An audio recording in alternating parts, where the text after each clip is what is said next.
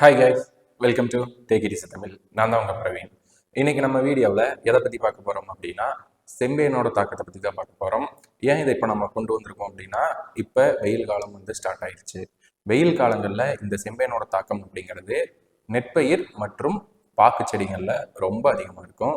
இதை முன்னாடியே, அதாவது ஸ்டார்டிங் ஸ்டேஜ்லேயே நீங்கள் கவனிக்காமல் விட்டுட்டீங்க அப்படின்னா உங்களோட மகசூல் முழுவதுமாக நாசம் பண்ணக்கூடிய அளவுக்கு இதோட தாக்கம் இருக்கும். இந்த வீடியோவில் பார்த்தீங்கன்னா இதோட தாக்கம் எப்படி இருக்கும், எப்படி நம்ம கண்ட்ரோல் பண்ணலாம், கண்ட்ரோல் பண்ணலைன்னா என்னெல்லாம் நடக்கும் அப்படிங்கிற ஒரு தெளிவான விளக்கத்தை பற்றி தான் இந்த வீடியோவில் நம்ம பார்க்க போகிறோம்.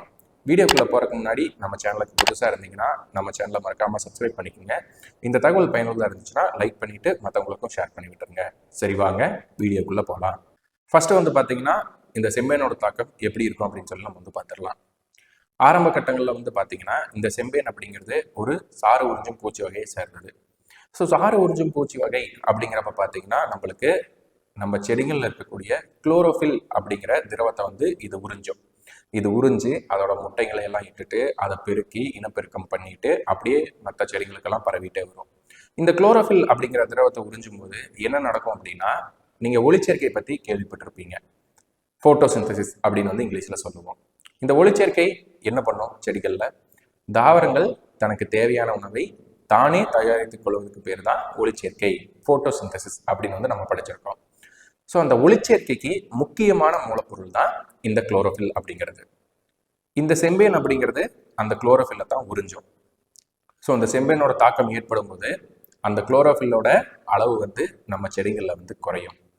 அது குறையும் போது என்ன ஆகும் அப்படின்னா, நம்மளுக்கு இலைகள்லாம் நெருப்புல காட்டின மாதிரி கருக ஆரம்பிக்கும். அப்படியே சருகு சருகா போகணும். ஏன் அப்படின்னா அந்த குளோரோஃபில் தான் பச்சையம் அப்படிங்கிறதுக்கு ஒரு பேஸ். அந்த குளோரோஃபில்லே இல்லை அப்படிங்கிறப்ப இலைகளில் பச்சையம் இருக்காது. இலைகளில் பச்சையம் இல்லை அப்படின்னா தாவரங்கள் அதோட உணவு எடுத்துக்க முடியாது, அதுக்கு தேவையான சத்துக்களை தயாரிச்சுக்க முடியாது, ஒளிச்சேர்க்கை நடைபெறாது. அதுக்கு தேவையான உணவு மற்றும் சத்துக்கள் கிடைக்கல அப்படிங்கிறப்ப நம்ம என்ன பண்ணுவோம்? எக்ஸாம்பிள் நான் ஒன்று சொல்கிறேன். ஒரு சின்ன குழந்தை சின்ன வயசுலேருந்தே நல்லா சாப்பிட்டு வளர்ந்துரு அப்படின்னா அது வளரும் பருவத்தில் நல்ல உடல் ஆரோக்கியத்தோடு வளரும். ஏன் அப்படின்னா அதுக்கு சின்ன வயசுலேயே நம்ம எல்லாத்தையும் கொடுத்து வளர்த்திருக்கோம். ஸோ அதே மாதிரி தான் இந்த செடிகளுக்கு குளோரோஃபில் அப்படிங்கிறது இல்லை அப்படிங்கிறப்ப அதுக்கு தேவையான உணவு மற்றும் சத்துக்கள் கிடைக்காது. அது கிடைக்காத பட்சத்தில் என்ன ஆகும் அப்படின்னா அது வாடிடும், அது செத்து போயிடும். ஏன்னா அதுக்கு தேவையான உணவும் சத்துக்கள் கிடைக்கல. அதனால எந்த ஒரு ஆக்ஷன்ஸ், அதாவது ரியாக்ஷன் எதுவுமே பண்ண முடியாது. அது மகசூல் கொடுக்கவே முடியாது, ஈல்டு வரவே வராது. அப்படிங்கிற சமயத்துல நமக்கு முழுவதுமா நஷ்டத்தை ஏற்படுத்திட்டு போயிடும். இது ஸ்டார்டிங் ஸ்டேஜ்லயே நீங்க பார்த்து கரெக்டா மருந்து கொடுத்துடணும். அப்படி கொடுக்காத பட்சத்துல நீங்க எதுவும் பண்ண தேவையில்லை, அதுவே எல்லாத்தையும் முடிச்சுட்டு போயிடும். ஸோ அதனால ஸ்டார்டிங் ஸ்டேஜ்ல நீங்க மருந்து கொடுத்துருங்க. இப்போ நான் ரெக்கமெண்ட் பண்ண போட மருந்து பார்த்தீங்கன்னா கொஞ்சம் விலை அதிகம் தான். ஸோ ஆனால் நீங்கள் இதை யூஸ் பண்ணி பாருங்க.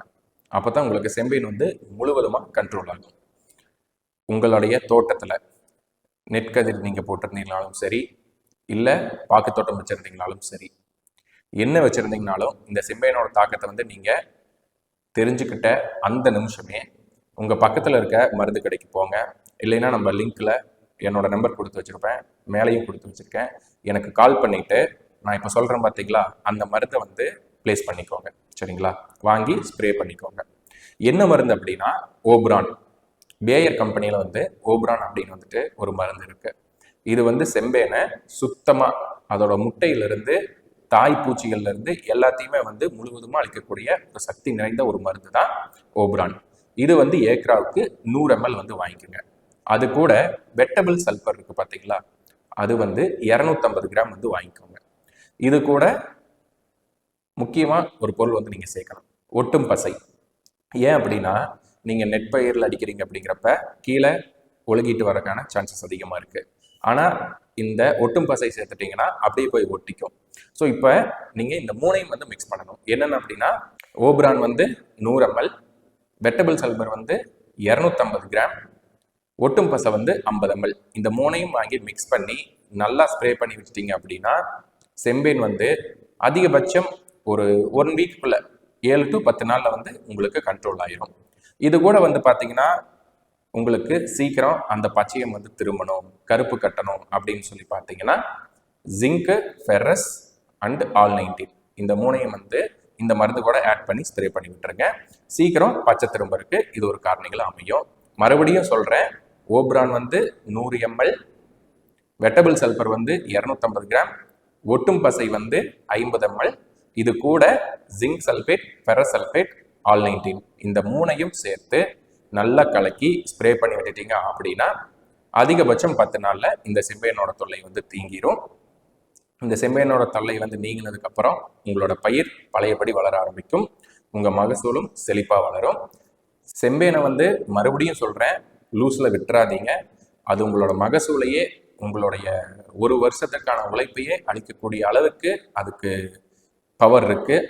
ஸோ அதனால் நல்ல ஒரு மருந்து இந்த பேயரில் வரக்கூடிய ஓப்ரான் வாங்கி ஸ்ப்ரே பண்ணிக்கோங்க. இந்த மருந்து தேவைப்படுது அப்படின்னா மேலே இருக்கக்கூடிய நம்பருக்கு வந்து வாட்ஸ்அப் ஆர் கால் பண்ணுங்கள். உங்கள் வீட்டுக்கே நாங்கள் கொரியர் பண்ணி வைக்கிறோம். மீண்டும் ஒரு நல்ல வீடியோவில் சந்திக்கலாம். நன்றி, வணக்கம்.